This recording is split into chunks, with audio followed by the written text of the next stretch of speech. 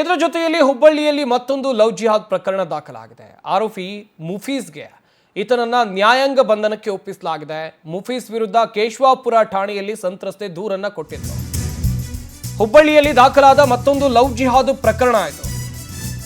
ಸಮೀರನ ಮುಖ ಎಳೆ ಎಳೆಯಾಗಿ ಬಿಚ್ಚಿಡ್ತಾ ಇದ್ದಂತೆ ಮತ್ತೋರ್ವ ಆರೋಪಿ ಹೆಸರು ಮುಫೀಸ್ ಅಂತೇಳಿ ಆತನನ್ನು ಕೂಡ ನ್ಯಾಯಾಂಗ ಬಂಧನಕ್ಕೆ ಒಪ್ಪಿಸಲಾಗಿದೆ. ಮುಫೀಸ್ ವಿರುದ್ಧ ಕೇಶವಾಪುರ ಠಾಣೆಯಲ್ಲಿ ಸಂತ್ರಸ್ತೆ ದೂರನ್ನ ಕೊಟ್ಟಿದ್ರು.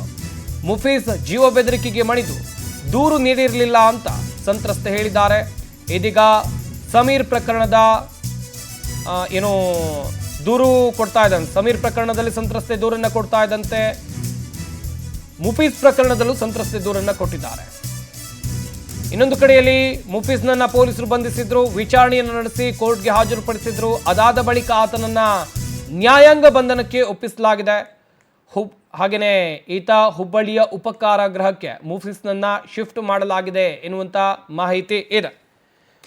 ಹುಬ್ಬಳ್ಳಿಯಲ್ಲಿ ದಾಖಲಾಗಿರುವಂಥ ಮತ್ತೊಂದು ಲವ್ ಜಿಹಾದ್ ಪ್ರಕರಣ ಇದು. ಈ ಆರೋಪಿ ಹೆಸರು ಮುಫೀಸ್ ಅಂತೇಳಿ.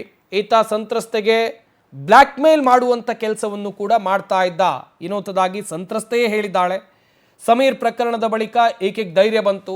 ಸಂತ್ರಸ್ತೆಯ ದೂರನ್ನು ಆಧರಿಸಿ ಪೊಲೀಸರು ಮೊದಲು ಮಾಡುವಂಥ ಕೆಲಸ ಏನು ಅಂತ ಹೇಳಿದ್ರೆ ಈ ಮುಫೀಸ್ನನ್ನು ಬಂಧಿಸೋದು. ಮುಫೀಸ್ನನ್ನು ಬಂಧಿಸಿ ವಿಚಾರಣೆಯನ್ನು ನಡೆಸ್ತಾರೆ. ಅದಾದ ಮೇಲೆ ನ್ಯಾಯಾಲಯಕ್ಕೆ ಹಾಜರುಪಡಿಸಿ ನ್ಯಾಯಾಂಗ ಬಂಧನಕ್ಕೆ ಒಪ್ಪಿಸಲಾಗಿದೆ.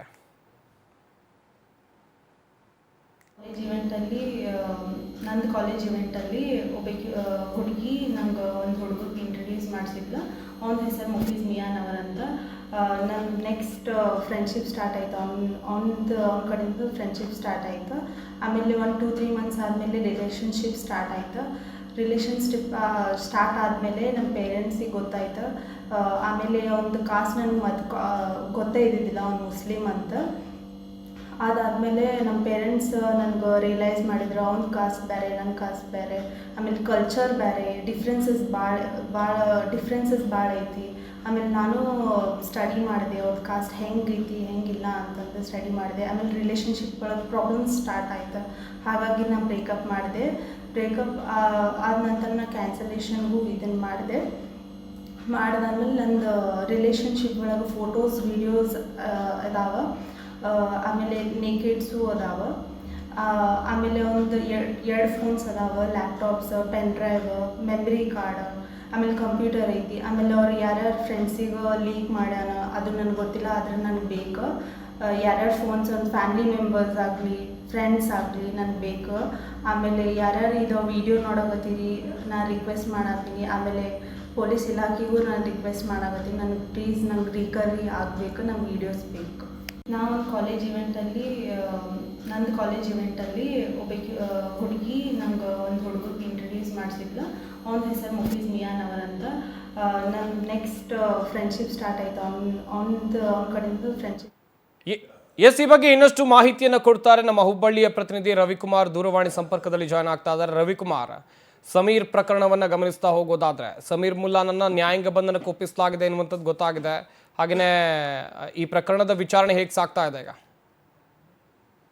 ಪ್ರಮುಖವಾಗಿ ಈ ಒಂದು ಲವ್ ಜಿಹಾದ್ ವಿಚಾರ ಕುರಿತಂತೆ ಈಗಾಗಲೇ ಈ ಒಂದು ಅಂದ್ರೆ ನಿನ್ನೆ ಅಷ್ಟೇ ಕೂಡ ಬಂಧನ ಮಾಡಿದಂತ ಸಮೀರ್ನನ್ನ ಹೆಚ್ಚಿನ ವಿಚಾರಣೆಗಾಗಿ ಮತ್ತು ಆತನ ಮೊಬೈಲ್ನಲ್ಲಿರುವಂತಹ ಮತ್ತು ಬೇರೆ ಬೇರೆ ಆಂಗಲ್ಗಳಲ್ಲಿ ಕೂಡ ತನಿಖೆ ಮಾಡಿರುವಂತಹ ವಿದ್ಯಾನಗರ ಪೊಲೀಸರು ಎಲ್ಲಾ ಆಂಗಲ್ಗಳಲ್ಲಿ ಕೂಡ ಆ ಒಂದು ಸಮೀರ್ನನ್ನ ವಿಚಾರಣೆ ಮಾಡಿ ಕೆಲವೊಂದಿಷ್ಟು ಮಹತ್ವದಂತ ಮಾಹಿತಿಯನ್ನ ಕಲೆ ಹಾಕಿದ್ದಾರೆ.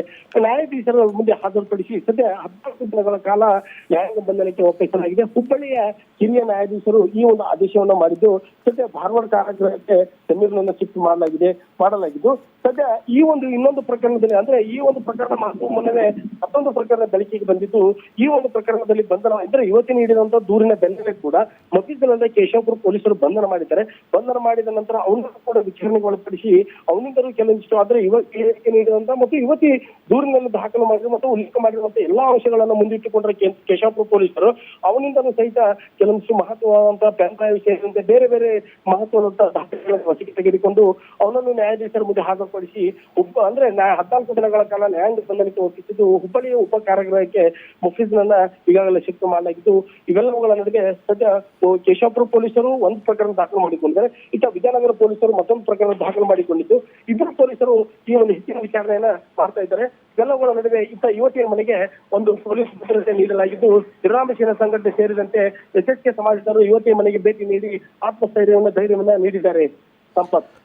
ರವಿಕುಮಾರ್, ಇನ್ನು ಮುಫೀಸ್ ಪ್ರಕರಣಕ್ಕೆ ಸಂಬಂಧಿಸಿದಂತೆ ಇಲ್ಲಿ ಸಂತ್ರಸ್ತ ಯುವತಿ ಹೇಳ್ತಾ ಇದ್ದಾರೆ, ಮುಫೀಸ್ನ ಮೊಬೈಲ್ನಲ್ಲಿ ನನ್ನ ಖಾಸಗಿ ಫೋಟೋಗಳಿವೆ, ವಿಡಿಯೋಗಳಿವೆ, ಇವುಗಳನ್ನು ಇಟ್ಕೊಂಡು ಬ್ಲ್ಯಾಕ್ ಮೇಲ್ ಮಾಡ್ತಾ ಇದ್ದ ಮುಫೀಸ್ ಎನ್ನುವಂಥ ಆರೋಪ.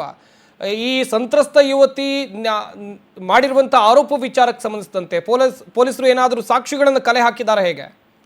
ಎಸ್, ಹೌದು. ಈಗಾಗಲೇ ಈ ಒಂದು ಯುವತಿಯರು ನೀಡಿರುವಂತಹ ಅಂದ್ರೆ ಅದರಲ್ಲೂ ವಿಶೇಷವಾಗಿ ಎರಡನೇ ಪ್ರಕರಣದಲ್ಲಿ ಆ ಒಂದು ಯುವತಿ ಉಲ್ಲೇಖ ದೂರಿನಲ್ಲಿ ಮತ್ತು ವಿಡಿಯೋದಲ್ಲಿ ಎರಡೂ ಉಲ್ಲೇಖ ಮಾಡಿರುವಂತಹ ಅಂಶಗಳನ್ನ ಮುಂಚಿಟ್ಟುಕೊಂಡಿರುವಂತಹ ಕೇಶವಪುರ ಪೊಲೀಸರು ಆ ಒಂದು ಮಫೀಜಿನಿಂದ ಕೆಲವೊಂದಿಷ್ಟು ಮಹತ್ವವಾದ ಲ್ಯಾಪ್ಟಾಪ್, ಹಾರ್ಡ್ ಡಿಸ್ಕ್ ಸೇರಿದಂತೆ ಬೇರೆ ಬೇರೆ ರೀತಿಯಾದಂತಹ ಅವನಲ್ಲಿರುವಂತಹ ಕೆಲವೊಂದಿಷ್ಟು ವಸ್ತುಗಳನ್ನ ವಶಕ್ಕೆ ತೆಗೆದುಕೊಂಡಿದ್ದಾರೆ. ಇನ್ನೂ ಎಲ್ಲೆಲ್ಲಿವೆ ಎಂಬ ಕುರಿತಂತೆ ಕೂಡ ನಾಳೆ ನ್ಯಾಯಾಧೀಶರ ಮುಂದೆ ಮತ್ತೆ ಹಾಜರುಪಡಿಸಿ ಹೆಚ್ಚಿನ ವಿಚಾರಣೆಗಾಗಿ ತಮ್ಮ ವಶಕ್ಕೆ ತೆಗೆದುಕೊಳ್ಳುವಂತ ನಿರೀಕ್ಷೆ ಇದೆ. ಸಂಪತ್. ಥ್ಯಾಂಕ್ ಯು ರವಿಕುಮಾರ್ ತಮ್ಮೆಲ್ಲ ಡೀಟೇಲ್ಸ್ಗಾಗಿ.